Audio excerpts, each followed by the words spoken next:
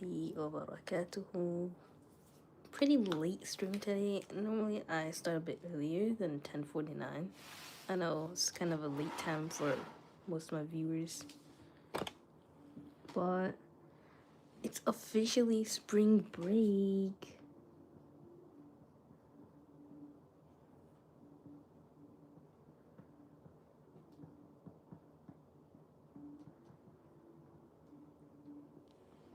So, yo, Lysandra, yes, you are first. Welcome back to the stream. How's it going?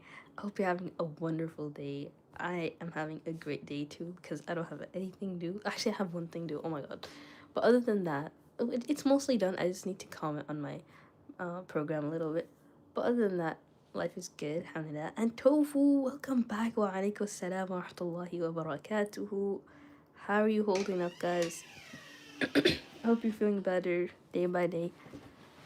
It's not a linear path to heal from, a lost one, but inshallah, you're getting rewarded for every second that you feel grief and whatnot.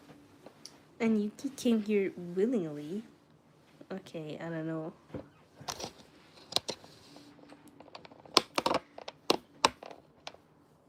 So, this is what we're doing.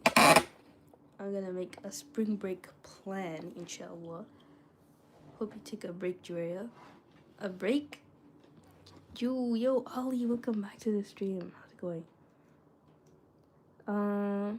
So this is what I'm gonna do for my spring break. I like whenever I have a break, I like listing down all the things that I want to do, just so I'm not like disorganized or anything. So for Eid, I had an anonymous gift exchange with my friend group. Right, we had this raffle. We put each of our names on this link, right? So we wouldn't choose our own names. So yeah, I got my sister. My sister got my cousin. Oh no, my friend, and then my friend got me. And yeah, there were more people, but basically the point is she got me a pottery wheel. That's crazy. Gift exchanges are not supposed to be that expensive, but she always does the most. Allah barik. I have a question. Can I please be mod? Okay, sure, Ollie. I have no reason to say no, because I think you're a pretty good person. Asking for mod is a red. I guess so. I probably shouldn't give it to people who ask for it, but yeah, it's fine. I mean, I've given mod to other people who asked for it, so I know all the other mods say like you giving mod too much. I don't know. It's fine though, honestly. But yeah, I do want to get into pottery, so that's gonna be interesting to see, like how to use a pottery wheel. But I'm gonna have to learn how to first use the wheel. So, study first. I think that's what I'm gonna do today, inshallah. Just take a lot of notes and make it like really basic so that while I'm doing the pottery, I don't forget any of the steps. Thank you so much, Drea. Of course, Ollie, and I appreciate you always joining the streams. And I feel like mod is not. It is kind of like a membership for the time being, like a free membership, because you're like a returning viewer, so that's just the one way I could show my appreciation towards you guys. Spring breaks are coming. Yes, it's here already, Air Scott. I like the whole chat blue. You're the best. You are the best, Ollie. You're the whole reason making live streams are so fun. And everybody else who has blue names. So, study not first, please go travel somewhere. Okay, fine. I did want to go hiking again. It's been so long since I've been hiking, but yeah, I'm gonna use Gerald again. Cause I literally, I shouldn't say wallah to this, but I looked so long and hard for another replacement rock, but nothing replaces Gerald, bro. So yeah, I had a whole list already that I made, like while I was in class. Because when you're in school, when you're in the thick of it, like KSI, like everything comes to your mind. So, the Tahajjud fast for Shawwal, the 6 Shawwal fast, Quran. That's all like apart from the streams. But hang out, that's also apart from the streams, but basically, well, I don't really bake, I don't really cook, but that is definitely something that I want to do. Pottery, study, because I need, well, like, I'm so behind. Like, even though I keep up with all my lectures, all my assignments, all my studying, I still feel behind, you know? I need to do more than other people just to, you know, because the last quiz, right, on Friday that I was taking yesterday, I understood, you know, the question and I answered it, but it's like you're supposed to find the syntax error of multiple parts of the code. I mean, I definitely got some of it, but it's a 50-point question, you know, like it's hard to know like where, you know, you're supposed to stop or like what else is there. And as much as it looks sus to me, like I trusted the error code more than my own brain. And that's just a self-confidence, self-doubt issue. So I do need to study more for sure. Not just on pottery, but like the coding aspect. Because I really don't want to take this class again. You know, I already put so much work into it. Like, I better pass it, inshallah. And I made so much dua to Allah in Ramadan to pass this class. So he obviously answers your du'as. Like he said in the Quran, like he always keeps his promise. Like if you call to me, I'll respond to you. So I know he's gonna accept that dua. I just don't know when. You know, you can't force Allah subhanahu wa ta'ala to accept our du'as, even in the battle. Not the battle, but the Treaty of Hudaybiyah. They were so upset that they couldn't go for Umrah in the time that they did. So who are we to say that we want this right now? But yeah, Allah, please make it right now. Like this semester. I don't want to take it a third time, man. I already failed it once. So yeah, definitely gonna read. That's what we're gonna do this stream, inshallah. Read The Mountain Is You and The World Changer, inshallah. And then biking. Yeah, I'm not gonna stream that, but I'm gonna try to bike. And then hiking, yeah. Oh, I better put painting too. Why am I putting it here? I'll put it here. Get back to painting, get to my creative side. I love painting so much. If you know, you know. But I also hate washing the paint from the paint dish tray, whatever. And then, yeah. Read.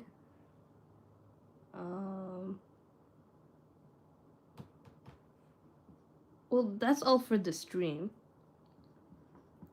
But outside of it, I just want to bake again because I also got a stand mixer. Can you believe it? She not gave only one gift, but 3 gifts. Like shoes, a stand mixer, and a pottery wheel. Like she believes in my creative side more than I do, and it's insane. The pottery thing that, you know, sort of makes me worry is that I don't know where to get where to find a kiln, like a whole baking place for pottery. It has to be like more than 1,000 degrees to make it like food safe. But yeah, we gotta do that. Find a place that does that, and I do want to paint it too. Like, what's the point of pottery if you can't paint it in a pretty way? You know, I gotta learn how to do all that, but we'll get to that inshallah. And then obviously Quran. Definitely get back into Quran. You know, pick it up after Ramadan. I do have my Quran classes, but I don't think that's enough. Like, we gotta do our personal khatam every single month as well. And then, yeah, the rest is just outside of the stream. So, I think, yeah, I'm kind of excited because it's been really hot for the whole week. But now, this week, it's gonna rain in Wednesday. And that means, like, it's gonna be cold in the days before and after that. So, very excited. I'll hike that day. And when it rains, like, the streams all get flooded too. Yo, Polarius, welcome back to the stream. And Jam, welcome back. And Zuhaib, yo, congrats on downloading Pottery on the DSi.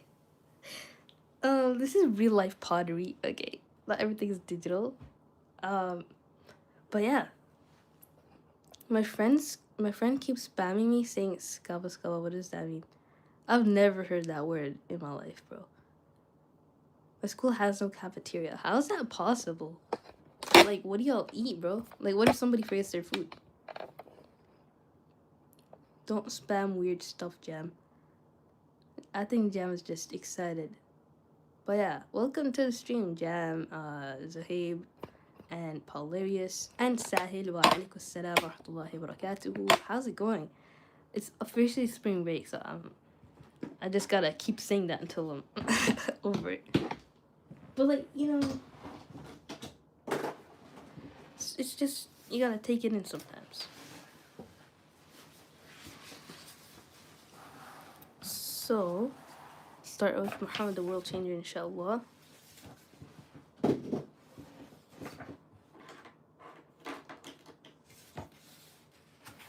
Forgot where we stopped last time. And I lost the bookmark. I literally saw the bookmark the other day on the floor. I was like, what? Why is it there?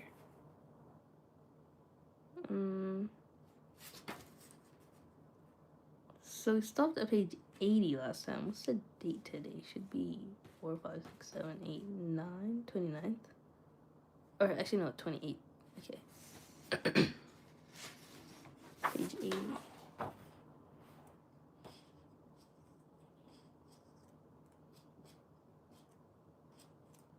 Okay. Well, I'm kind of mad. Every time in COD, I'll end up with the dumbest, most pathetic teammates ever. I'm out of the healing team, strength traps, EMPs, radars. I'll end up with more kills than anyone else. Yo, I've been there. When I used to play Splatoon 2, it's kind of like a canon event for every fighter shooter game, I mean. And yeah, it sucks. Probably because you're much older than them, though, because like whoever's into it, they're kind of new. I would say they're probably younger, so they're kind of noobs. Or like, even if they're not young, they're probably noobs that you're always ending up with. And if not, then you're with tryhards. So in that moment, when you get so mad and tired that your teammates suck so much, like it's fun to watch them like. This is bad, but like if they need healing, you're just like standing there and like emoting so that they don't get healed. Cause like how else are you gonna show that they're more useless than you? I mean, not you, but like I don't know what to say. Somebody stole my script. I don't know how. What script? How long is the holiday though? It's a week. So in that week long, I might forget everything that I ever learned. Do we have state testing next week? Dang, we'll make it easy for you. Kind of new. Half of them are on higher levels than me, and I haven't even played it for a year yet, and being older is a disadvantage. That's true. I think they're just not trying. I don't know. Maybe they're letting other people play on their account. Should I wait for 10 minutes? Why? Julia, I think I gotta sleep because I gotta wake up early in the morning. Okay, bye, Air Scott. Good, have a good sleep, and it's okay. You don't have to wait for 10 minutes. Put your own health and well-being first. This stream, it doesn't matter. I must stream every single day, so it's okay. But I really do appreciate the support. Crazy, I'm the youngest. Can't you see me? I don't think he can see you. I have bad news about my grandma's monkeys. Oh dear. What happened? So, we have 302 pages. It's been hard to keep up with it though. So, I'm gonna try to do 10 pages again still. Yeah, I might finish it in like 3 months or something. I'm still waiting for 10 minutes. Aw, that's nice of you, Air Scott, but please put yourself first and then, yeah. Read the upper ones. What is it? Don't get mad at your teammate. They get anxious sometimes. You gotta be there for them. Aw, that's nice. But I'm still a troll sometimes. It's still dope and joined ops. We're searching for him. If you saw him, tell me. Alright, I will let you know if I see a monkey on dope. But like, I literally read this word and I'm like, what? Why is it here? Anyways, let's start reading, inshallah khair. On his next caravan trip, the monks at the monastery in Busra greeted Muhammad with sad faces. Bahira had died. Wait, who is Bahira again? Wait, is that the main monk that was with him? I feel like I think that was Bahira. Anyways, let's wait. It's been so long since I read this book though. I forgot.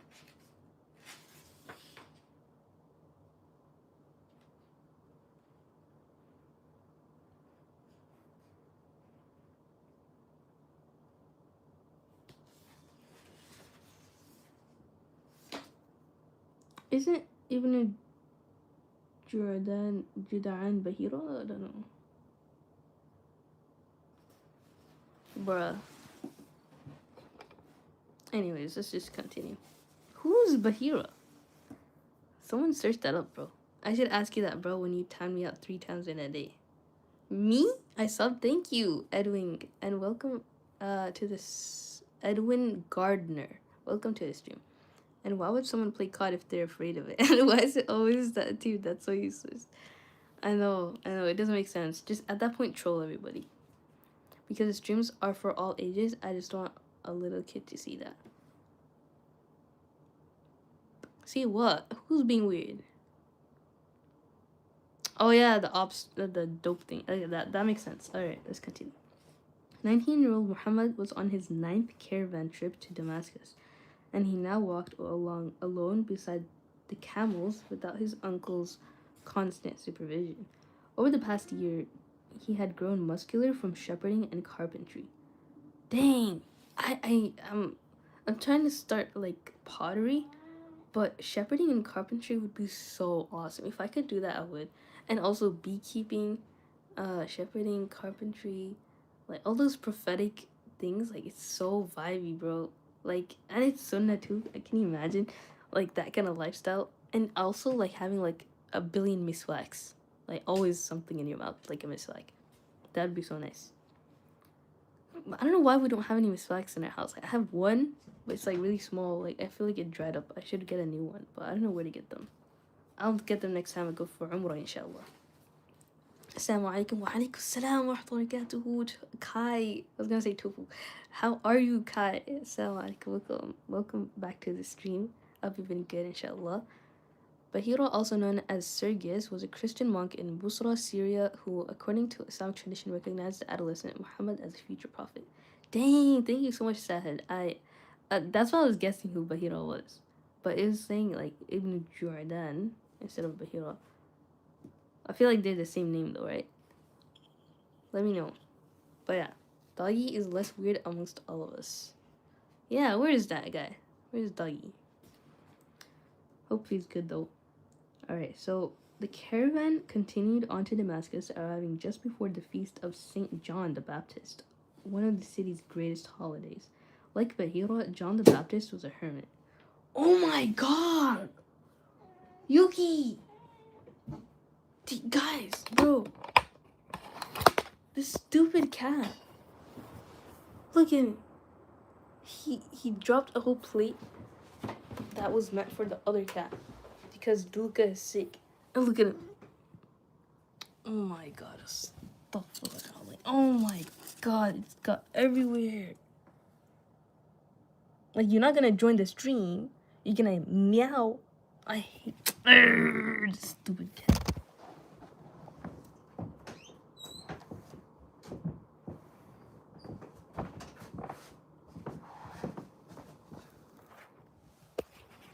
I know, it's probably bad to say stupid cat, but he doesn't understand me, so it's fine.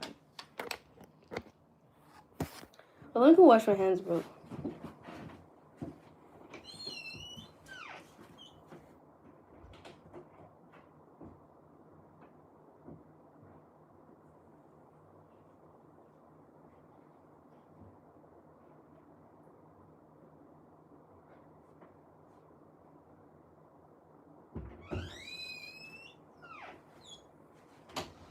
Yuki is banned. Which cat? Yuki. By the way, my TikTok hates me. Why? How?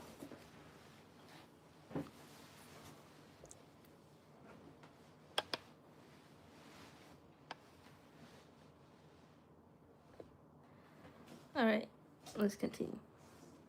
I'm not gonna clean that up, bro. I didn't do that. I didn't put that cat food there, so someone else has to do it. And I'm streaming, so The caravan continued to Damascus, arriving just before the feast of Saint John the Baptist, one of the city's greatest holidays. Like Bahira, John the Baptist was a hermit. He had emerged disheveled from the wilderness to meet Jesus, later baptizing him in the Jordan River. What? Is this sahih that Jesus got baptized? Draw your thumbnail day by day. Thank you so much, user. He had emerged disheveled from the wilderness to meet Jesus, later baptizing him in the Jordan River. King Herod later had John decapitated, his head buried in Damascus beneath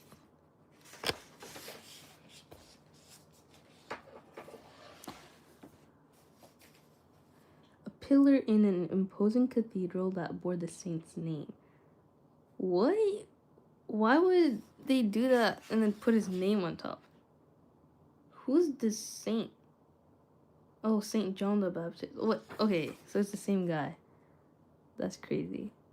In preparation for the feast, Damascus draped red ribbons from roofs and along pillars lining the main road, and they hung garlands of flowers in many colors on doors and windows.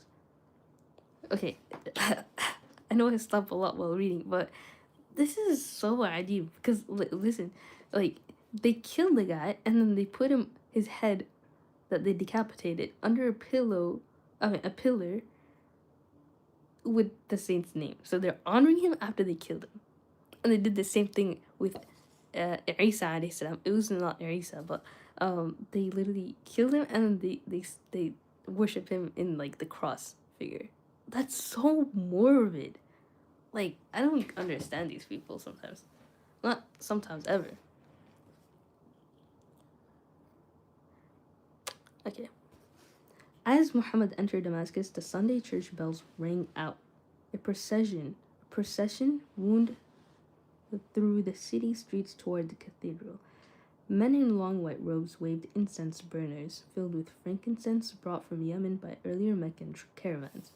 The city's bishop, wearing a golden mitre and embroidered robes featuring rubies the Meccans had imported, carried a staff in his left hand and a gilded cross in his right.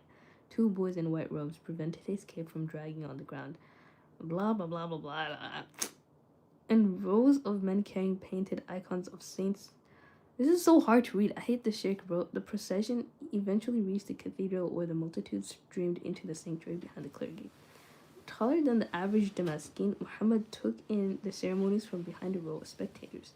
He was intrigued by the locals' devotion. After the service ended and the worshippers departed, he decided to explore the ancient shrine, which had for several thousand years served Persian, Greek, and Roman rites before being converted to a cathedral in 395.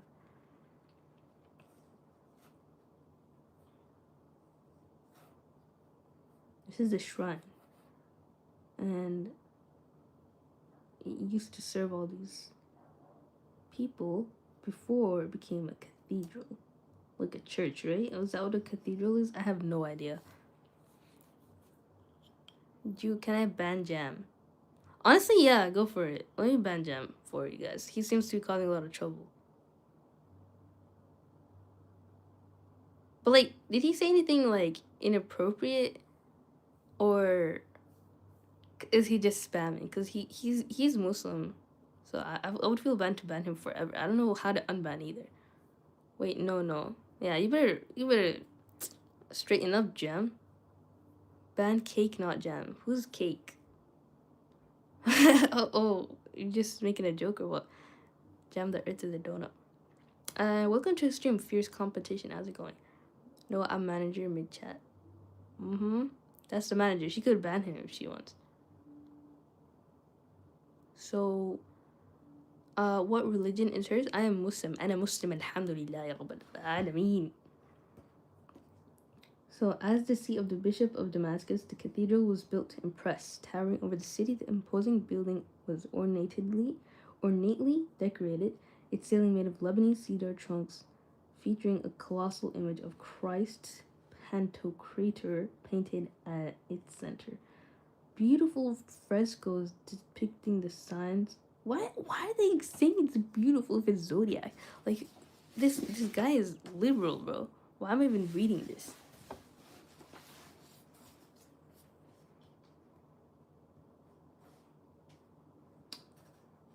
Okay, it's this whole paragraph is basically saying this is what the cathedral looked like. So Muhammad stepped out of the cathedral's dark, serene sanctuary into the bright light, taking in the square that every day but Sunday housed a bustling, vibrant market. The cathedral's location near the main market was emblematic of the city's willingness to juxtapose the sacred and the commercial. Muhammad rejoined his compatriots as they loaded their merchandise into the storehouses adjacent to the market. The next morning, the city awoke with a formal changing of the guard ceremony at the city's entrance, where an army official gave the command to open the main gate and peace streamed in for the Monday market. The Meccans manned their stalls or wandered the marketplace seeking potential customers. All right, basically they're in Damascus, right? This is Syria, and they have a lot of religion going on, like a mixture, like Christians, Jews, Muslims. It's like, the whole melting pot. And the Muslims are there, the Meccans specifically, to trade their goods. So that included Muhammad SAW. So while his uncle tended their stall, Muhammad made his rounds to find customers. He noticed a middle-aged merchant dressed in elegant robes inside a store with intricate carved wood finishing. Evidently wealthy, the merchant sat in a large chair as he directed his workers. Muhammad overheard an elderly customer with back bent and a crude olive stalk cane awkwardly explaining that he was unable to repay a debt on time. The merchant, in a magnanimous gesture, motioned to his foreman to forgive the debt. Impressed, Muhammad introduced himself to the merchant and arranged to meet the following afternoon to present the merchandise he had brought from Mecca. So Muhammad was impressed by this guy. He was kind, and he showed that character that Muhammad had in him as well. So the next day, Muhammad arrived on time at the appointed meeting spot, yet the merchant did not appear. For 2 days, Muhammad returned at the same time an hour. Finally, on the third day, the merchant who had forgotten about the meeting happened to pass by on the street and saw Muhammad waiting. The merchant realized what had happened and was deeply impressed with Muhammad's persistence. The two struck up a friendly conversation, and the merchant, whose name remains unknown, purchased all of Abu Talib's stock that week and soon became Muhammad's primary eyes and ears to keep up with the trends in Damascus. Freed of being chaperoned by his uncle, Muhammad explored the city with the keen eyes of an adult. The other Meccans preferred to squander their free time in the city's many taverns and that place, teasing the celibate Muhammad. So the other Meccans were really bad. They were polytheists, right? They're not Muslims. This was before Islam. He was just a young man at that point. He had no interest in their thing for imported Slavic, bad people. Though he had noticed that Damascus slave market featured a much broader array of ethnicities and types than Mecca's. What do you mean types? Just different people. So slave traders here specialized. Some sold intellectuals like tutors and private secretaries or scribes and clerks. If I were back in those days, I would hire an intellectual too. I need a tutor, man. Imagine like a tutor for life, like for free. I have ChatGPT, but still, like some sold the nobles, such as elite Persians captured in battle. Others sold domestic servants. The Meccans mostly purchased young female who would sing and dance for them on the return journey and were forced. Okay, so a month into his stay in Damascus, as Muhammad was exploring the city one day, a forlorn-looking older man in a beige Coptic tunic caught his attention. Muhammad complimented his tunic as a way to strike up conversation. That didn't happen, they're just making that up. Anyways, the man, who turned out to be Egyptian, invited Muhammad to join him for a meal. As they dined at a nearby restaurant, Muhammad sensed the man's distress and asked whether something was wrong. The old man revealed the source of his misfortune. He had purchased a large load of sorghum and millet in the Nile Delta and brought his goods to Damascus, only to learn that the locals preferred wheat and barley.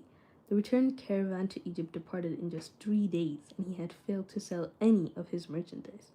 Muhammad wanted to help the man and still had 10 days left in Damascus. He decided to seek the counsel of his new mentor, the Damascene merchant who had purchased his uncle's entire stock. That evening, Muhammad visited the merchant who was hosting a group of friends who had just arrived from Mesopotamia. The men spoke of reports of swarms of locusts converging from the east. Muhammad deduced that the locusts would arrive in the vicinity of Damascus within a week. He had a eureka moment. The incoming locusts were the solution to the Egyptian merchants' unwanted grains.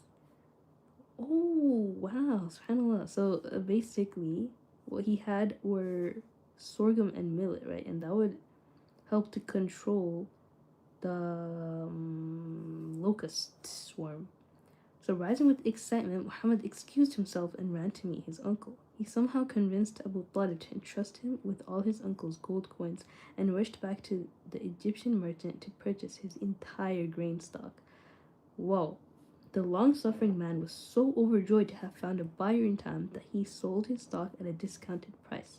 News of Muhammad's purchase quickly spread among the bewildered Meccans. Was he mad? How could Abu Talib allow his nephew to talk to him into something so ludicrous? Muhammad went every day to the city's outer walls and looked toward the horizon. His clansmen laughed. What are you looking for, Muhammad? A customer to appear on the horizon to purchase your lemons? The young man responded with a confident smile. A week passed. The caravan to Mecca was due to depart in 3 days. Abu Talib began to panic, yet his nephew's eyes sparkled with quiet confidence. Then it came. Horsemen burst into the city, heralding an emergency. The great horde of locusts was fast approaching. Merchants rushed from the market to the city walls and beheld a huge black cloud surging from the east, darkening the sky. The terrifying cloud was a swarm of millions of locusts, capable of devastating acres of crops in minutes. The merchants dashed back to the market in a frenzied stampede to purchase replacement grains. At Abu Talib's storage depot, Muhammad stood atop a wooden box as merchants shouted out desperate bids. Soon, Muhammad's entire stock was sold, returning a high profit. He was a businessman. He was a politician. He was like a what do you call it? A war, like a leader. He was a prophet. He was everything, bro. He was so smart. Allah back. I mean, why am I saying Allah back? It's like Allah salli ala Muhammad wa ala ali Muhammad kama sallaita ala Ibrahim wa ala ali Ibrahim innaka hamidun majid. It was Muhammad's first good deed to literally pay dividends. He had helped a stranger in dire need and provided a remarkable profit for his uncle. Those who had mocked him just hours earlier now congratulated him. The young man had taken a bold yet calculated risk and reaped the rewards. Abu Talib, however, quickly squandered the returns by hosting a grand banquet for the caravan. His generosity kept him financially unstable. What? Why did they add that, bro? Because, Allah subhanahu wa ta'ala said, like, spend and I'll spend on you. Charity never makes you go poor. I don't like the narrators, like, extra comments, bro. You don't talk in this thing. That's why I don't like whitewashed seerahs, bro. Please, guys, I can't manage all of you.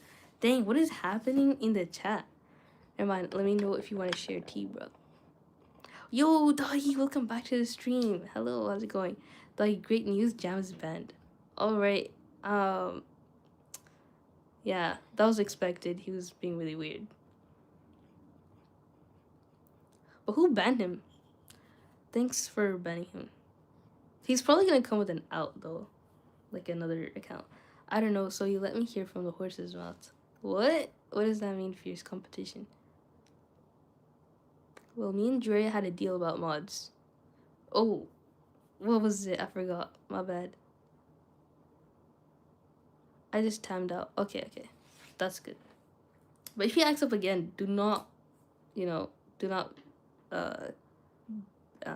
be scared to ban him. Alright? He's been acting up the whole stream. She forgot Yeah, I did. Sorry. But remind me, and you know, maybe I'll remember. So can I be mod? I would say yeah, but I just made somebody mod to that. I forgot his name was Ollie or something. Maybe we'll limit it to one mod a day. Maybe one mod per stream. I'm Arab too. Okay, okay. Just kidding. What does that have to do with anything? We don't need any more mods, guys. Yeah, that's true. So, anyways,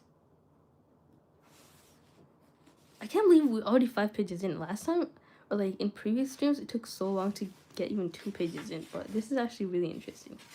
Other than some of the annoying parts. So yeah, let's continue reading. Does anybody have any questions? The 365 mods next year. So one mod per stream. So like sometimes I do 2 streams a day. So maybe around 600 mods. I had 4 cups of ja, and tomorrow I have to make a journey. Dang. Cha? Like chai? But yeah, hope your journey is okay. Where are you going? It's actually getting really hot in here.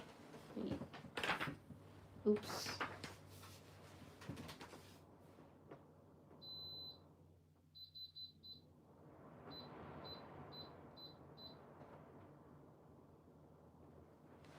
Okay. Yes, we had a deal, Dre. No more mods. Oh, really? Oh, my bad. Sorry. I thought she was asleep.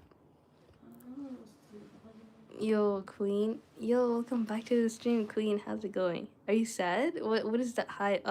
It sounds a little bit sad, Queen. What's wrong? Nothing can stop me. I am Jam. I knew it. I already told y'all he would come in at another account. Fierce, how about I put some water in your system? Or what? Robot, how about I put some water in your system? Fierce, you were questioning authority and brought up the Bilderberg group, so that's the timeout. I don't even understand the chat right now, but I trust my mods to keep everybody in check. So how about you stay a little bit longer, fierce competition? And well, you said you're Arab. Does that mean you're Muslim? That might convince me if you're Muslim. I don't want to sleep after it. Aw, so sorry to hear you had that nightmare, right? Well, I didn't read your other comment, but hopefully, you don't get them nightmares anymore. It's natural. I feel like everybody gets nightmares at some point. But yeah, hope you get to sleep soundly next time. Joya, you trust people so easily. It's because, you know, like what can a mod do instead of ban other people? And then once they ban people, you could ban them. It's like a fair trade, right? Joya is a kind person. Thank you. I try to be. I don't know if I am though. As was the Meccan's habit, the caravan returning from Damascus rested for the night in the middle of the Arabian desert. Camels tied down by their rides snoozed, their breath condensing into the cool night air as they snorted and grumbled in their sleep. Why do we need that much detail, bro? We don't need that. Crickets chirped, owls hooted, and bats fluttered about. The howls of wolves and hyenas occasionally echoed in the distance. The men huddled around dozens of small campfires to keep warm and unwind their after traveling 20 miles that day. Dang, 20 miles. Imagine the amount of steps they got in. Like, that's why everybody was skinny back then. I'm gonna have to turn on the AC, though. I'll be right back, guys.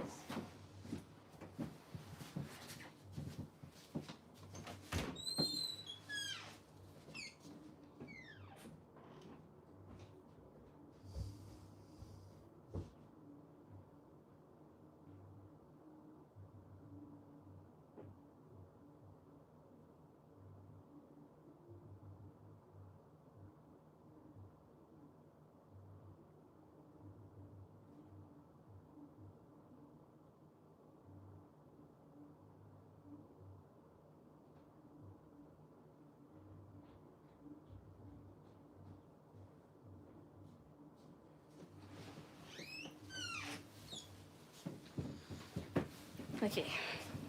Where is The AC's already on. Yeah, but it's not gonna come in here. Oh, okay. Push it.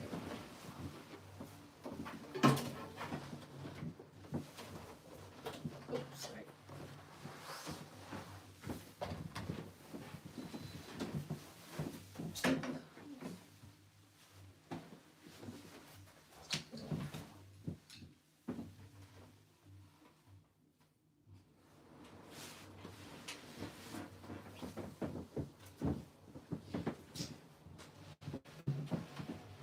You can drop the cat food.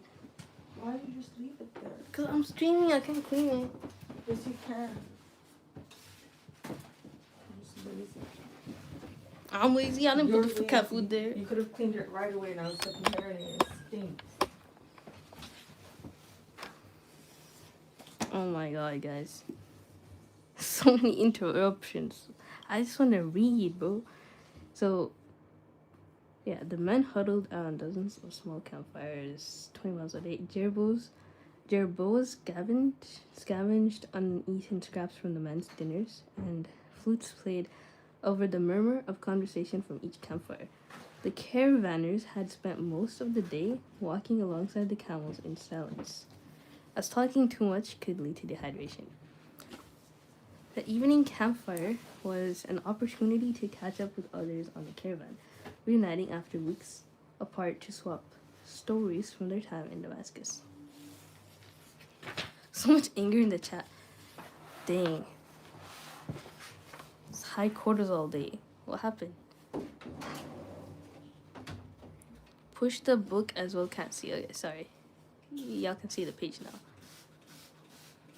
I just got, what is your pronouns? He's still here. It's been 10 minutes, bro. But yeah, I don't mind you being here longer. It's just that you gotta be up in the morning. Muhammad had wandered among the campfires looking for his former employer and mentor Ibn Juda'an. So that's not the Christian guy who died. That's somebody else. Okay, confusing. He found the elder in front of his tent. Ibn Juda'an warmly embraced his protege and congratulated him. Word had quickly spread of Muhammad's exploits, and the elder proudly saluted the young man for holding his ground against the naysayers. Muhammad smiled, but seemed distracted, glancing to his side, drawn by the conversation at the nearby campfire. A 17-year-old was politely but firmly criticizing the men for wasting their time carousing in the whorehouses and taverns of Damascus, instead of learning new ideas from the locals and improving themselves. The men roared with laughter. You're missing out on all the fun. You don't drink and you don't join us. A trip like this is a complete waste on people like you. Muhammad noticed the young man did not back down. Muhammad had learned from Bahira to always be on the lookout for talent, and for the first time he sensed potential in a young fellow Meccan. Ibn Juda'an observed Muhammad's curiosity and said, I see you are impressed with my cousin's son. Come, let me introduce you to Atiq. The young man's name, which means freethinker, Atiq, was unusual for a Meccan. With Ibn Juda'an's introduction, Muhammad joined the campfire, sitting next to Atiq and listening quietly as he continued his banter with the older men. The next morning, Ibn Juda'an sat astride his camel with a proud smile on his face. As flutes played in the distance, he looked down on Muhammad and Atiq walking together and engrossed in animated conversation. The two celibate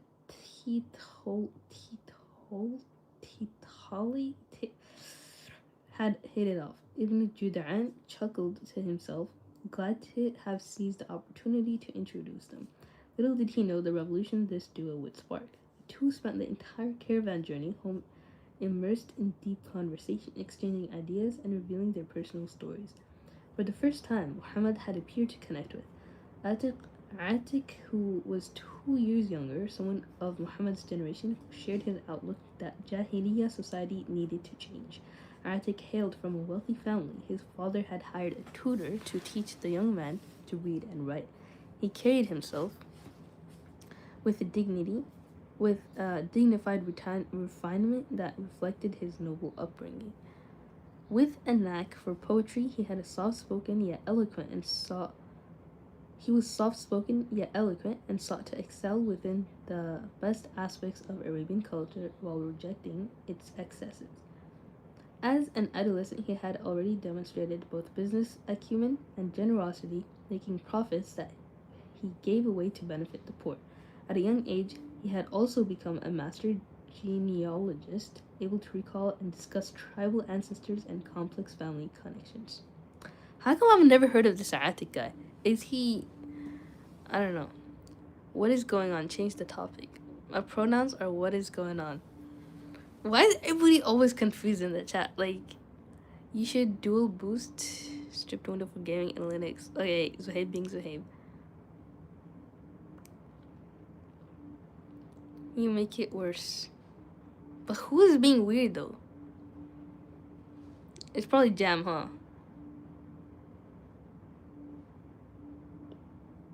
Actually, no, I just looked back at the chat. It's not Jam. But yeah, welcome back to the stream, K, please. How's it going? And Monarchist, welcome back. If you guys are still here. I was not looking at the chat that much. American Audacity. I don't know what that means, but anyways. As the pair walked, Atik recounted something that had happened to him when he was 12.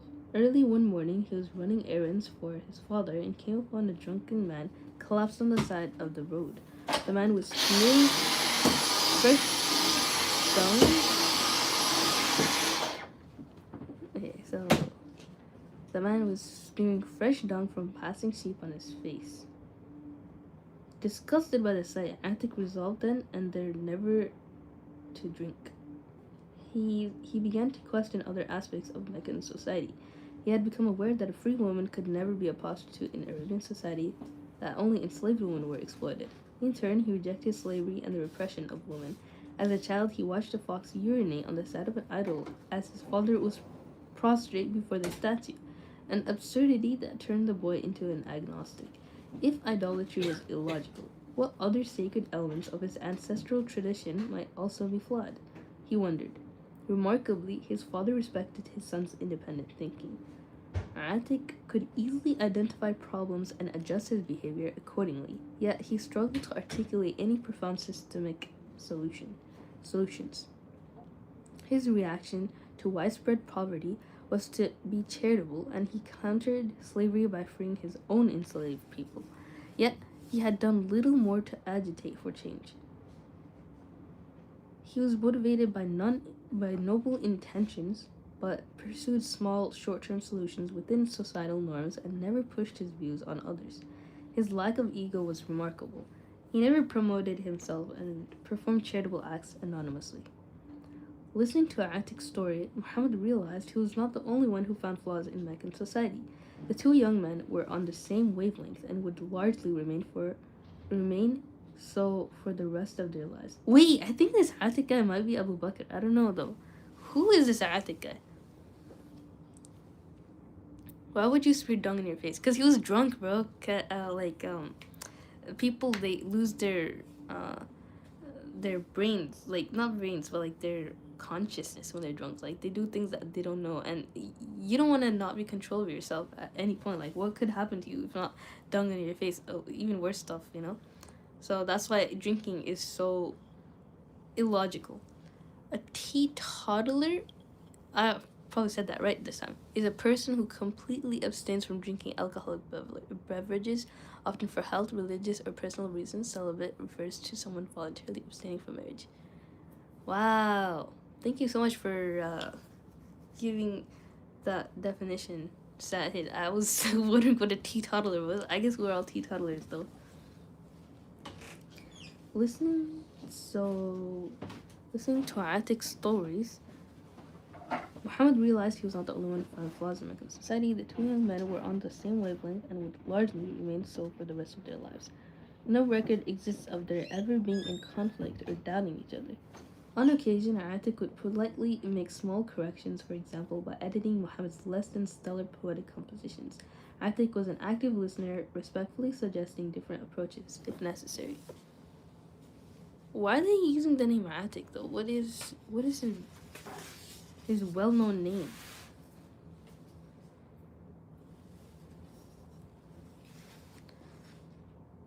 he complimented Muhammad, contributing wealth, knowledge, persuasive skills, and a network of discontented young Meccan elites. By the time the caravan arrived in Mecca, Muhammad had made his first true friend.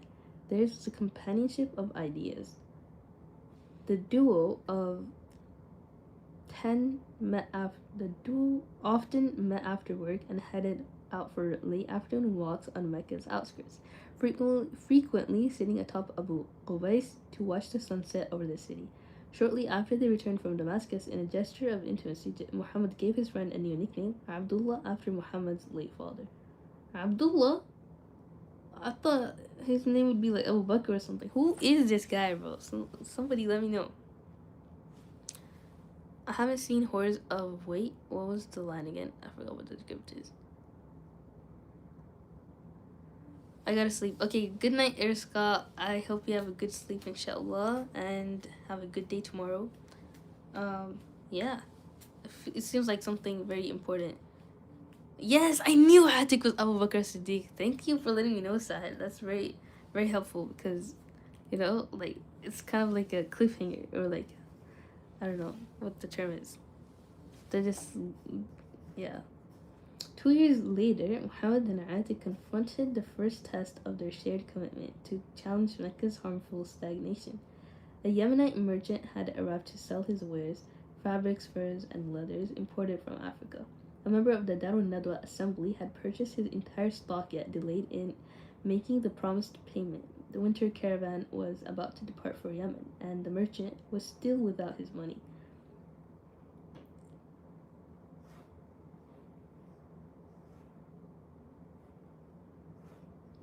So this is just a random Yemenite merchant, right?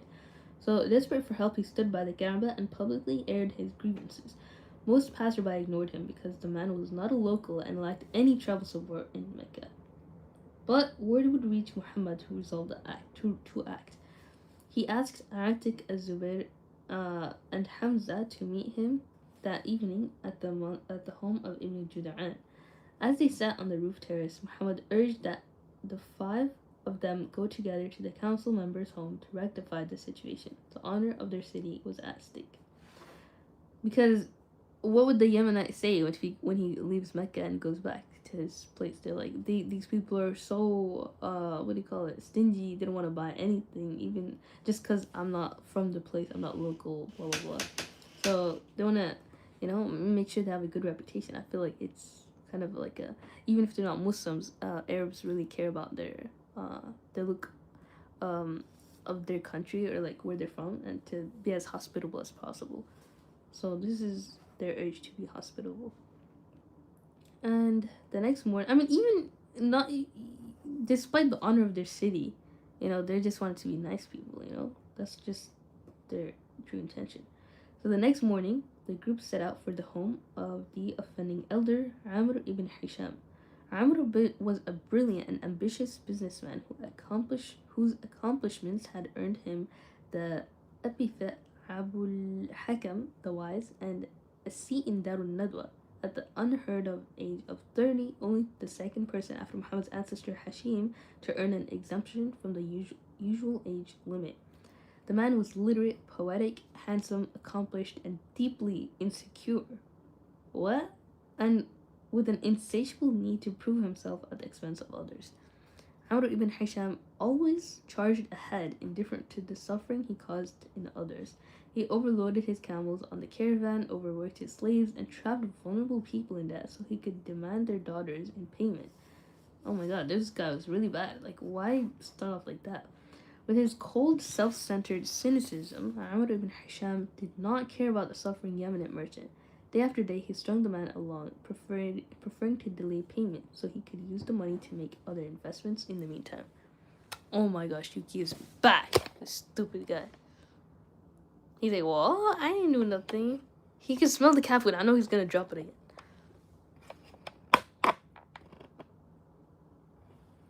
Should I let him stay? Is he gonna be good? If he sits, I'll let him stay. If he doesn't, I'm gonna have to ban him. Like Jam. Okay, I'm banning him. Monarchist. Ban Poland, ban Poland.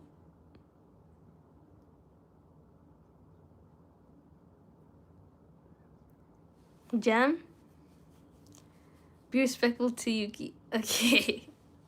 But Yuki's so bad. Y'all don't understand how bad he is. This guy. He's always calling trouble. Yuki, just relax. Just sit down for 1 second. But if you need to ban Jam, go for it, bro. You have my permission. If he's still acting up, like, why is he... Like, y'all are being very lenient. Our president, he's just a cat. Oh, look at the president. He's not just a cat. He's a Turkish van cat. Alright, they're known for their quirkiness. His intelligence is, like, more than a 2-year-old's. But he uses it for bad things. He's a villain. You're banned.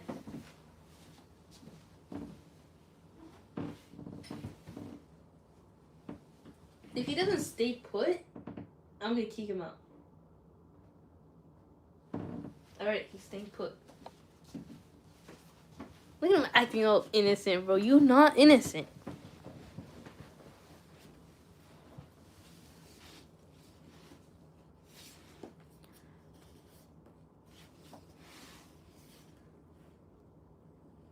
Ibn Hisham's home. Okay.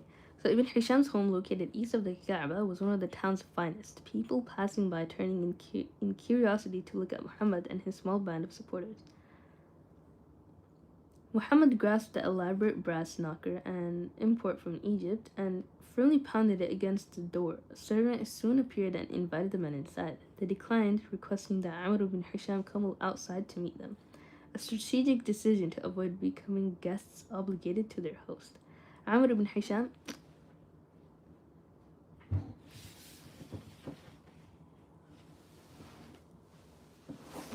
You're not gonna stay on the floor. You're gonna leave.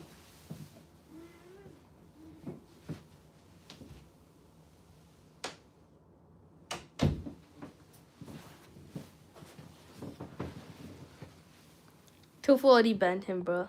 Yuki left. Yeah, he left. If he's not gonna be supportive, he's gonna get kicked out. That's just how it is. Both in the chat and in the room as well. Who got banned? Yuki got banned. But probably Jam too, huh? But if he comes in another account, like Robot or whatever, like, he doesn't have to say that he's Jam, otherwise he's gonna get banned too. If he doesn't say that he's Jam and he acts better, then he could stay, like, it's fine. You're 9 hours behind me. Dang, that's crazy. Alright, so...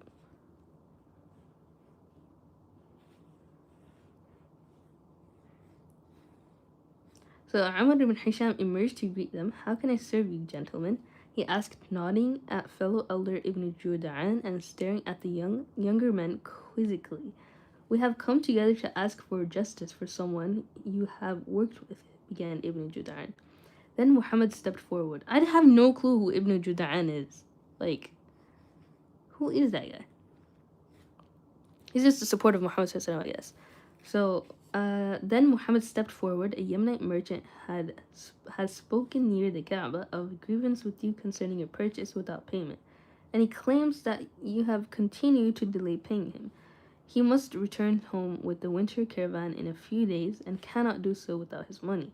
What do you say to his accusations?" Amr ibn Hisham laughed in embarrassment. "Yes, of course, I have every intention of paying the merchant, but I need more time to get my finances in order." Muhammad would not be swayed by another delaying tactic, declaring, "We will not move from here without the man's money." Muhammad was putting Amr ibn Hisham on the spot as the crowd had gathered to watch the confrontation. The vain merchant cared deeply about his public image and would never forgive Muhammad for making him look bad. Yet he had no choice but to save face. "Fine, wait here," he said with a grunt, angrily returning a minute later with a sack of coins. He silently handed the bag to Ibn Juda'an, then slammed the door in their faces. 21-year-old Muhammad remained oblivious to the challenge his new nemesis would pose. For the moment, he and his allies hurried to the market to hand the sack of coins to the overjoyed Yemeni merchant, enabling him to return home at last. The group then headed to Ibn Judaran's home to celebrate their achievement. Oh, sorry, I was not showing the page. My bad.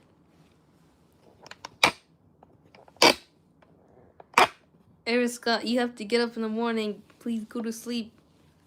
Or you might get banned next. Just kidding. Maybe timed out? Would that help? Are you a girl or a boy? What do you think Batman begins? And Iron Kia, welcome back to the stream. How's it going? It's been so long since we've seen you. Iron Kia, assalamu alaikum. After today, you're not streaming here anymore. No! What happened? I don't have any other place to stream, guys. What is going on? This is so sad. Because Yuki dropped that food that I didn't put on the table, right? And it would have taken much longer for me to clean it than I wanted to. I was like, I'm not cleaning that, you know? But now that costed me the whole room.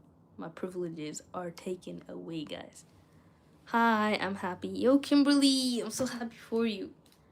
But where'd she find Stream Iron Kia? I know, Queen, like, come on. I don't have a room. This is so sad. So, yeah. Kimberly, did you cook anything recently? Is it Sirah of the Prophet? Hello, legit way, assalamu alaikum. It's kind of like a whitewashed version. It's just called Muhammad the World Changer. I bought this before I had the Sealed Nectar book. I just never read it. So I was like, let me just give it a read since I already bought it, right? It's pretty expensive, right? It's like $30-ish. Yeah, it's $30 here. So I just had to read it because I had it, you know? It took less than 5 minutes to clean, and you made it worse by not cleaning, and you stole my fan, and it woke me up. You're not respectful. I didn't steal your fan. I was just, like, turning it a little bit because it was getting really hot, but, yeah, I give it back as soon as possible. I tried to turn on the AC, but it turns out the AC was already on. It was just getting hot for no reason. I was like, what is this? So I turned up the fan. Anyways. I'm sorry. Please forgive me, Iron Kia. Do not take my privileges. Please. I'll never do that again. I have just fine atheist guy who said God doesn't exist.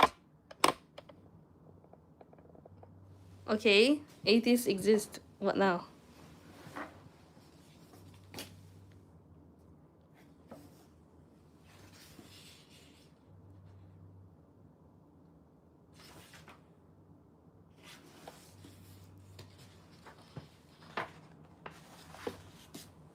Alright, last 2 pages of the book, and then we're gonna move on to the mountain. The mountain is you. Can anyone see my chat? Yes, Eric Scott. But you might have to be timed out so you can go to sleep. Alright, don't take it too personally. I'm gonna time you out so you can sleep. Who's managing mods? I forgot who I give standard and who I give managing mod to. I already did. Oh yeah, I think Tofu is managing mod. Okay.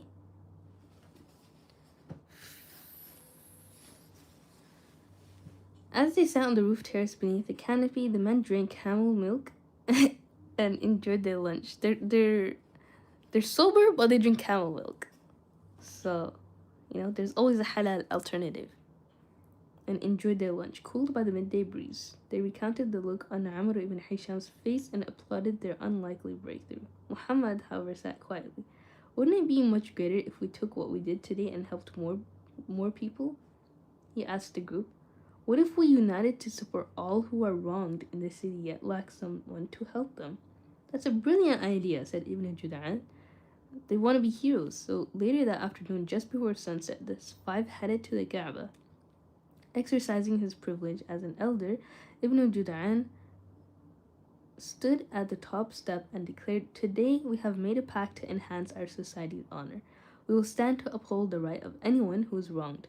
This pledge shall stand so long as the sea wool, and the mounts of Hira and Thabir remained standing.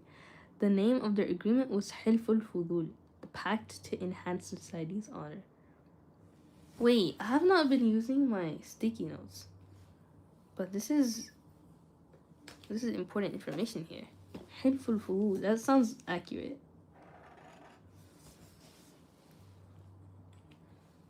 I've never been timed out before, and I hope you don't ever. You know, you're a good member of society in this stream, but yeah, you don't deserve it, Queen. Like Tofu said. 3 days later, the men met with the assembly at Darul Nadwa to secure backing for their pact. As an assembly member, Ibn Jud'an could not present the idea himself, but he arranged for the others to be admitted for the weekly Friday council session. Muhammad recruited his cousin Al-Fadl as the group's spokesperson. Muhammad was not accustomed to public speaking and recognized that his cousin would do a better job. Neither Muhammad nor Atik strove for acclaim. They wanted the council to adopt the initiative on its own merit. Al-Fadl addressed the assembly invoking the prestige of Mecca and its ancestors' legendary chivalry. We have joined together to make this pact in order to raise the honor of our society by upholding a principle of our ancestors, the principle of good conduct. The elders looked over at Amr ibn Hisham as word had spread throughout the city about the incident. To maintain appearances, the elders cleverly responded, "That's very noble of you." Inside, however, he burned with a wounded rage. The other council members nodded silently, indicating they would not oppose the pact. Word of the pledge quickly spread, and it soon became popular in Mecca. A month later, a visiting merchant learned that a rich Meccan called Nubayh had abducted the visitor's beautiful daughter. A visiting merchant learned that a rich Meccan called Nubayh had abducted the visitor's beautiful daughter. Uh-oh. The foreigner went to the Kaaba begging for help, wailing, "Where are the nobles of Hilf al-Fudul?" Muhammad and his companions went to Nubayh's house and demanded that he return the young woman, declaring at his doorway, "You know who we are and what we pledged to do." Nubayh asked to keep the woman for the night, to which Muhammad exclaimed from the back of the room, "No, by God, not even the tip of her fingernail will you keep, and not even for a blink of an eye." Seeing this their determination, Nubayh reluctantly returned the woman to her father. At last, Muhammad had developed the self-confidence to live by his values. The seeds of his world-changing mindset had begun to sprout. Wow, subhanAllah, they're actually heroes, bro. The heroes of society. So, we finished part 1, and this is part 2, I guess, forming the mindset. So, we've done chapter 3. We're on page, what now? Page 95. Okay.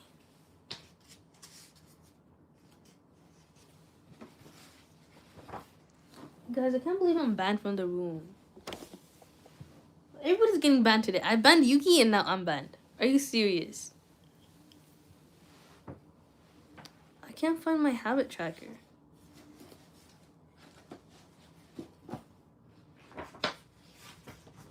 Yuki's probably so happy right now because he understands English. He just doesn't speak it.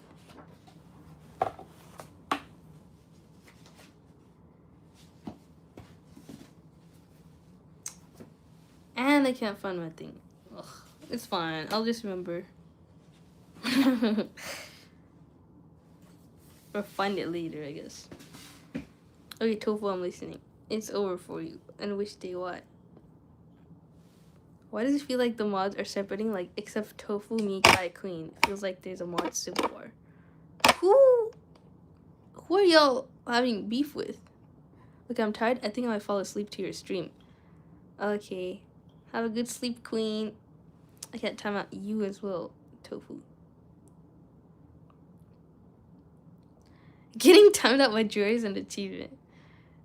Yeah, I guess. I don't know.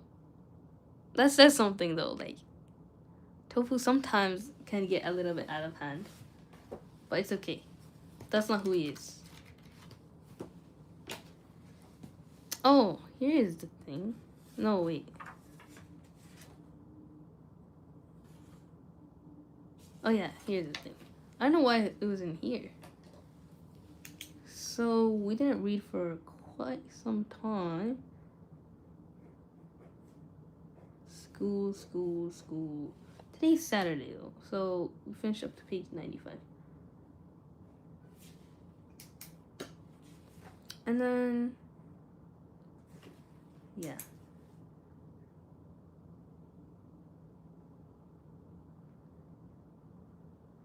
Ten pages a day. So if we do like 105, 115, 125, 30, 40, 50, 60, 70, 80, 90, 1200, 1, 2, 3, 4, 5, 6, 7, 8, 9, 300. Then 1, 2, 3 weeks from now we could finish this. That's less than a month. Today's what day though? 28th? 29. Is there a 31st in March? Let me know, guys.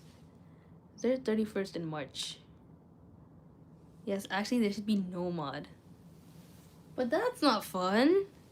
We need a little beef when things get a little boring on my stream. Only Joya manages it. Okay. Add me, choose me. Oh, we gotta pick me in the chat. Just kidding. I might choose you. From impulse. Why am I being ignored by Joya? I'm literally reading your comment while you're saying that. But you're probably typing that before I read it. Joya wants beef in this stream. But guys, is there a 31st in March?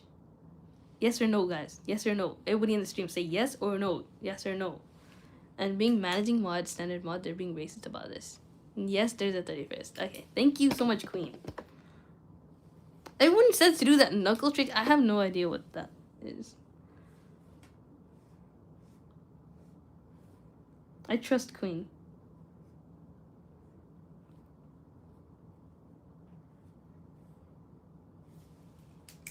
Maybe. Okay.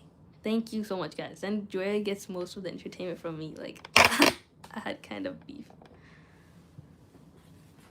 It is interesting, I gotta say. Like, how y'all get along. Like, some of y'all have that trope, enemies to friends. Like, you and Queen. Like, now, y'all have similar stories. So, April, right? April 18th? March, April. So that's our end date. If we could keep up with 10 pages a day, which I kind of doubt because, you know, after 1 week of spring break, we're going to have exams or quizzes again. But yeah. So this, we have total pages 239, page 41. That was on the 13th of May. So, or I mean March. That was a long time ago. It's already the 28th, so I feel like I read more though. More than I've been tracking. So, yeah, it seems like we finished page 67. Oh, yeah, we stopped at page 67 last time. Okay, so let's put that as Friday. 6, 7. 27. Okay, so we do page 80 today. 80, 90, 100. 1, 2, 3, 4, 5, 6, 7, 8, 9, 200. 1, 2, 3, 4, 5. Wait, 1, 2, 3. We're gonna finish by next week, inshallah. Awesome. Oh no, I marked the book. Oh well. So I'm gonna finish up to page 80 today for this book. Or whenever I feel like it. Alright, so disconnecting action and feeling. Ramen, gosh dang, it made me hungry now. Yeah, ramen is good. We should not celebrate the Day of the Dead star. Wait, are you Muslim? Fierce competition? I'm gonna cook rice, meat, and cabbage. Awesome, Kimberly Cobra. You're such a chef, bro. Like, every time you're here, you're cooking something. I highly respect you for your chef skills. I wish I had chef skills, but I'm just leeching off my mom's cooking skills, so I have to learn myself at some point. But when she goes traveling, I actually do cook a lot, so I'm proud of myself for that. But yeah, it's also one of my spring break goals to cook something. At least bake something like a nice treat, sweet treat. But I don't know. Like, my family doesn't like sweet treats that much.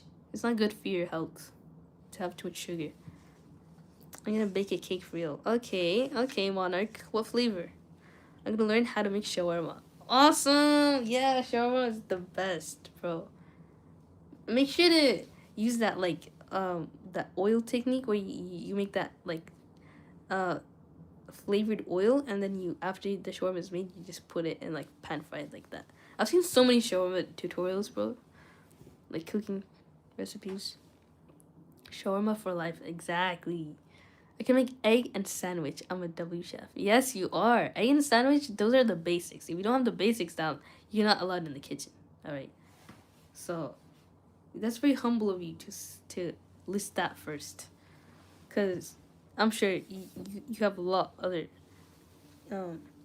recipes left to make waiting for you. Your everybody's chef skills is in their potential. You guys have the ability. Spoopy! Mr. President is here. He's sick, guys. Please wish him well. He's gonna eat his foiled up meal right now.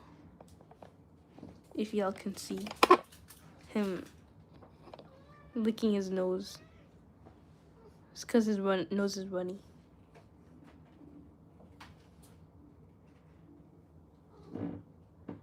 On the breakfast in bed? You gotta bait him. He doesn't fall for rage bait. Or any bait. Oh, wow. He might be thick, but he's skinny, bro. Hey, Luca, that might be a little bit shaky. Don't say hey, Luca. President, sir. Yes, you could call him president. I don't know how y'all came to that conclusion to elect him for president, but that's the beauty of the live stream. I'm gonna cook while cleaning. Alright, Kimberly, that's awesome. You go do that. Inshallah. His greed sickens me. Who? This cat? He's opposite of greedy, bro. He didn't even touch his food. But I feel like he went downstairs to eat it, so he left the room now. I dislike you, Fierce. Oh my gosh, that's so rude. What did Fierce do? Tofu thinks that is shawarma. That's crazy.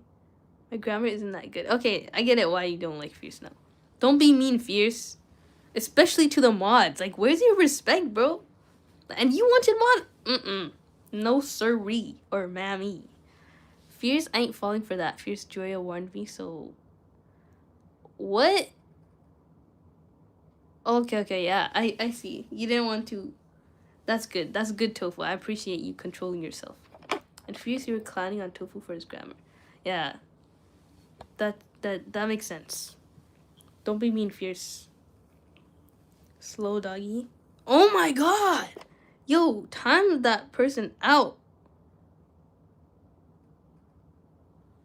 That is so rude. I'm falling for rage bait. That's good, that's good. I did time out for 5 minutes, but it's okay. Forever works too. I can, every except sushi and shawarma. Dang. You could make anything? That's awesome, Kimberly. I would hire you as my chef if I could, but I'm broke. And we don't even know each other, so.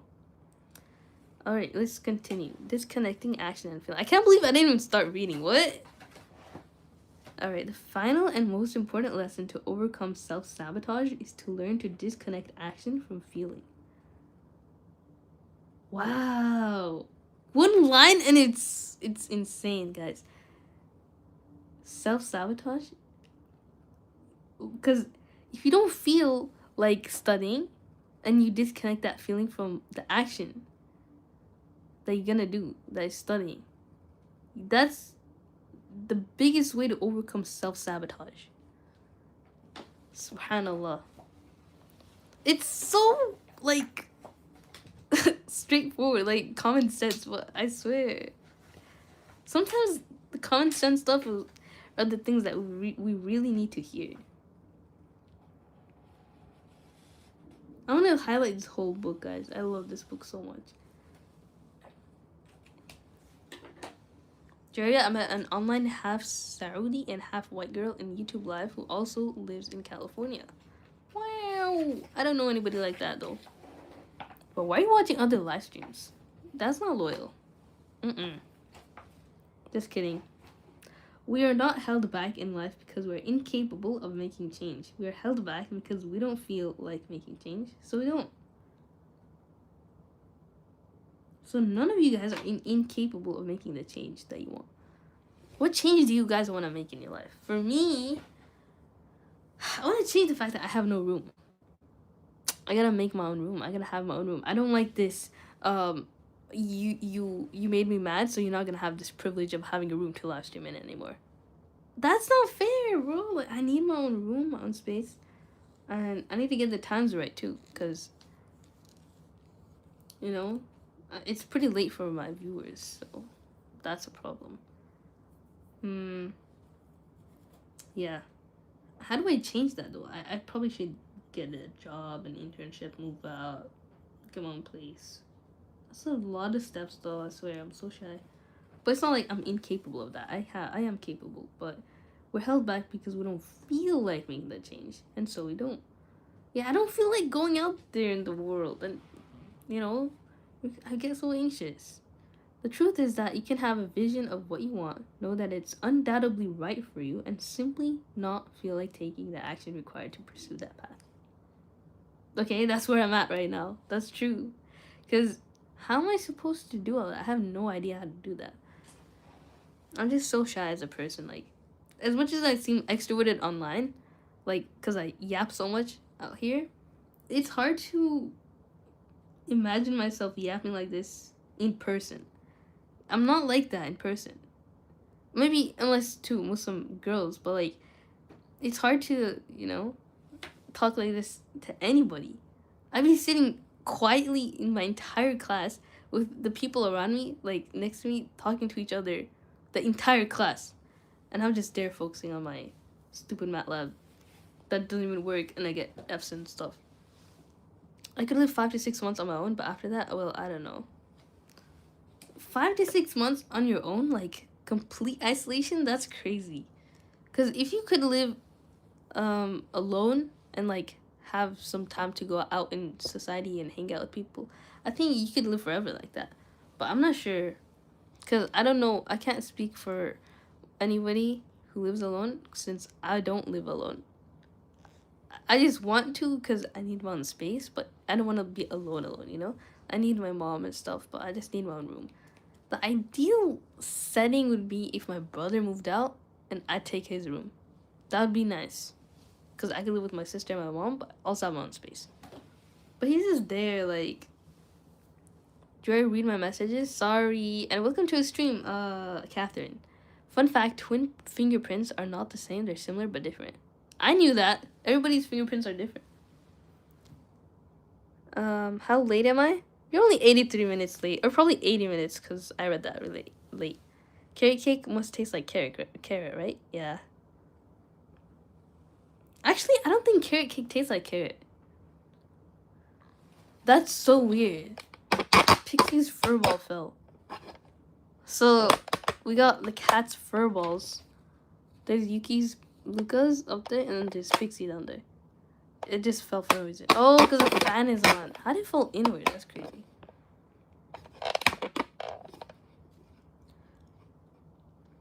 Always sit down, not talking to anyone in school, but now I'm talking with the students. Awesome, Kimberly. It's because you moved schools, or you're gonna move schools, right? But yeah, it's good that you're talking with them. I just feel like it's not useful, or like it's more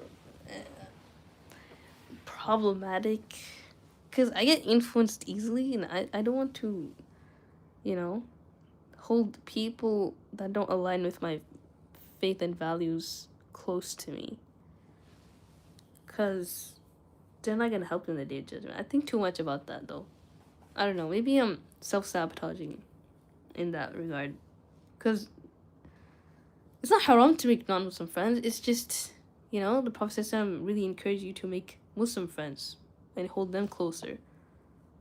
And said a lot about that. How they talked about the blacksmith and the perfume smeller. Yeah, that kind of thing. But I just use that as an excuse because I'm shy. The main reason is because I'm shy. And I just don't feel comfortable. I don't know. It's weird. Dang, I also moved schools. Also. Because, yeah, moving schools could be hard, but if you don't like your old school, anything would be better.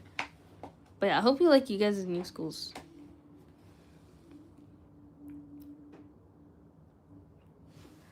Alright, this is because our feelings are essentially wired as comfort systems.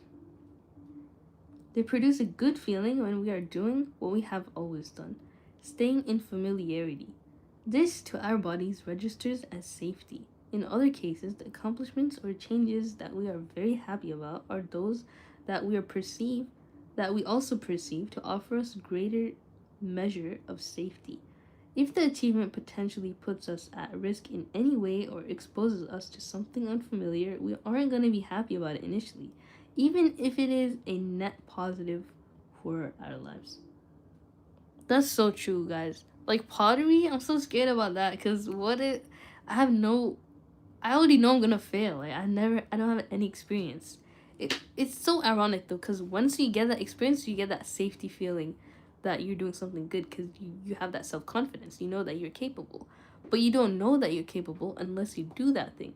So you gotta do that thing to feel that comfort, to, be more in that, gain more experience in life. Because, yeah, that's how you build a skill.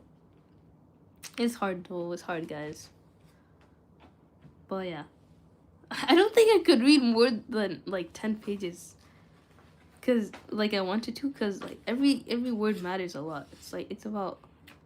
It's about quantity, not quality. I might make this the last page. However, we can actually train ourselves to prefer behaviors that are good for us. This is how we restructure our comfort zones. We begin to crave what we repeatedly do, but the first few times we do it, we often feel uncomfortable. Exactly, that's exactly what I said. The trick is being able to override that initial hesitation, so we're guiding our lives with logic and reason, not emotionality. Though your emotions are always valid and need to be validated, they are hardly ever an accurate measure of what you're capable of in life. So just disregard your feelings. When it comes to these things where you don't feel capable, because you are capable. Everybody is capable. That's what being alive is. Being alive means you are capable. And there's always going to be ways to do it. So they are not always an accurate reflection of reality. All your feelings know is what you've done in the past, and they're attached to what they've drawn comfort from. You may feel as though you're worthless, but you most certainly are not. Wow. You may feel as though there's no hope, but there most certainly is. You may feel as though everyone dislikes you, but that is probably a gross overexaggeration. So it could be true, but it's just an exaggeration. Okay, I like how they said there's how the author said, that's certainly not true.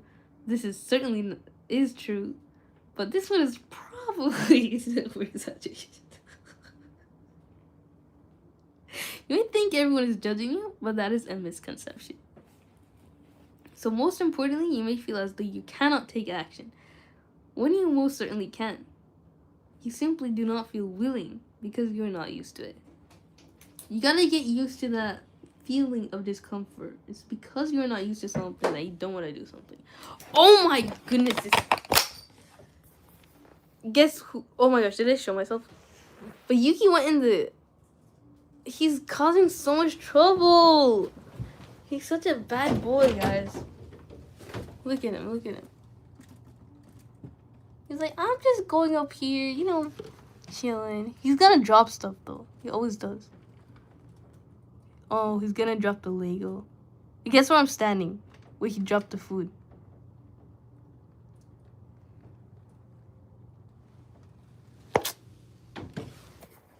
I'm not gonna deal with that guy. He's such a living trope. He's just a cutie patootie. You guys are taking Yuki's side? He just wants to play. No, he's such a bad boy. Y'all are, what's it called? Praising his bad behavior. He's so happy that I'm banned from this room after today. Because I banned him. Oh my god. He's doing more stuff. I don't know what's wrong with him. He never does this during the streams. Stop talking about Crush. Who's talking about Crush? Astaghfirullah Alim.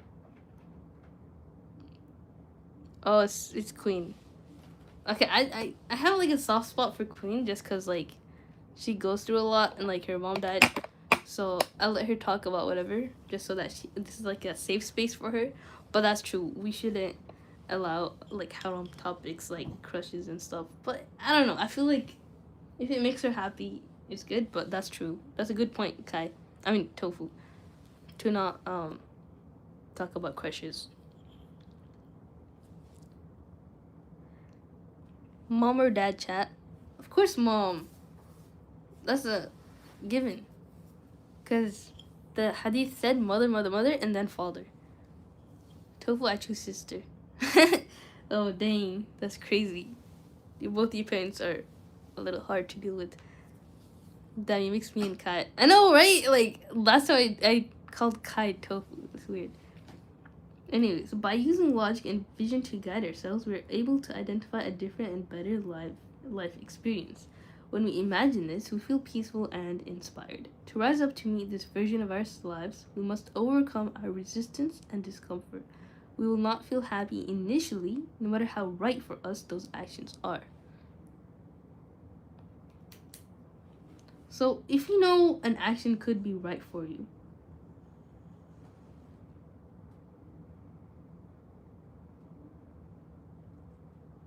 and you're just scared, then you know you're supposed to do it anyways. Like, we don't need to seek therapy. We already know what we need to do. Everybody knows what they need to do. We're just scared. It's so sad. I wish I could turn that off, but there's a reason why you're supposed to feel discomfort. Allah subhanahu wa ta'ala made it that way so that it's not so easy, because life is a test and you have to fight that feeling of discomfort to be rewarded for anything that you do. Like, what is the reward for if everything's so easy? It's supposed to be hard. You're supposed to have it hard. When you try something new, initially, you will not feel happy. But it's right for us. That action. That's what the whole birthday tribute was about. We're supposed to do these things. No, but I have my reason. I swear I have my reasons. Like, I don't have my time schedule down. I don't know my schedule like that. I don't know. Life is hard. Yo, L, you crochet too? Yo, Lana, welcome back to the stream. And that's so cool. I'm a crochet. That was Queen who said that she crochet. I crocheted a ball. Yo, that's so cool, Queen. Awesome. I wish I knew how to crochet. I envy anybody who knows how to crochet. Like Kai, Queen, you guys are so talented. Allah Akbar. Anybody who crochets is talented. It takes so much skill and effort to learn that. I don't know why it's so difficult for me. I can't crochet. I kick a ball. That's awesome. Even sports is a really cool skill. It's good. It's good for guys. Same Tofu. Very awesome, guys. Doggy. So it is essential that you learn to take action before you feel like doing it. Taking action builds momentum and creates motivation. These feelings will not come to you spontaneously. You have to generate them. You have to inspire yourself. You have to move. You have to simply begin and allow your life and your energy to reorient itself to prefer the behaviors that are going to move your life forward, not the ones that are keeping you held back. And Joya loves a rock. Yes, Gerald. All right, so yeah, we're in chapter. Actually, we're in chapter 3 here, and chapter 4 in the other book. I think I'm gonna just stop here because this book is harder to finish. With the gravity of each word, I don't want to gloss over it and just continue reading. I want to take it in. I want to take what I got. It's about how much you gain from it, not how much you read from it, you know? I hope that makes sense, guys. Chapter 3. What? I only read 4 pages. But yeah. Not even 4 pages, 3 pages. But it's good. It's good. I'm not trying to finish the book. I'm trying to take in what the book wants me to take in. I promised my friend I'll crochet a teddy, but it's hard. That's so cute. That's such a nice promise. I hope you learn and are able to keep that promise and to do it. I know it's hard, but where there's a will, there's a way. If other people can do it, that's proof that you can do it as well. And I want to crochet as well. I just don't know if I can. Oh, I did it in real life once. I was about to die, and so no more speeding. Oh my god. Speeding? In where you're from? Isn't there so much traffic where you guys live? Like, how do you speed in that place? Plus, it's so crowded, there's no traffic laws either, so that's insane. But I don't know, the youth, I'm talking like a grandpa, but the youth have this weird, strange obsession with speeding in the car. I'm kind of guilty of this too, but I don't know why it's like such a flex, you know? It's a hazard. It's dangerous. Don't speed unless you really have to go pee and stuff. That makes sense. But yeah, try to be good, abiding law citizens. But this is not that crowded everywhere. Oops, sorry, that was a racist. But yeah, I forgot to put rice in the water. Uh-oh, Kimberly, you were cooking boiled water this whole time. Oh no, put it in now. It should be fine. But yeah, some talents gotta stay hidden. Uh-oh, what does that mean? Where did that even come from? But yeah, I think I used to knit when I was a tiny boy. That's awesome, Monarchist. I used to knit too. I knitted this small little handkerchief with my mom. It was so cool. But yeah, knitting I think is easier than crocheting, right? Everybody's so weird today. I know, right? Like, but yeah, I think what he meant was that some talents should stay hidden, because if you flex everything, if you say, like, you know, if you let everybody know, they might get jealous of you. So stay safe from Ain, you know? Evil eye. It's so real. So yeah, that's true. I used to ghost girls, now they ghost me. Why? Okay, that is weird. Anyways, I'm gonna end the stream today. How much minutes until stream ends? Right now. Because I know it's pretty late for you guys. It's like 1:30 for some of you for tofu, and then 12, or like 1 o'clock for the Indians, and then 12:28 for the Pakistanis. And yeah, it's just really late for most of you. So I'm gonna end the stream now. I know, guys. But yeah, I'm gonna maybe stream later today. It's spring break, so I got a lot of time now, inshallah. But yeah, see you guys later. Thank you for watching. Assalamu alaikum wa rahmatullahi wa barakatuh.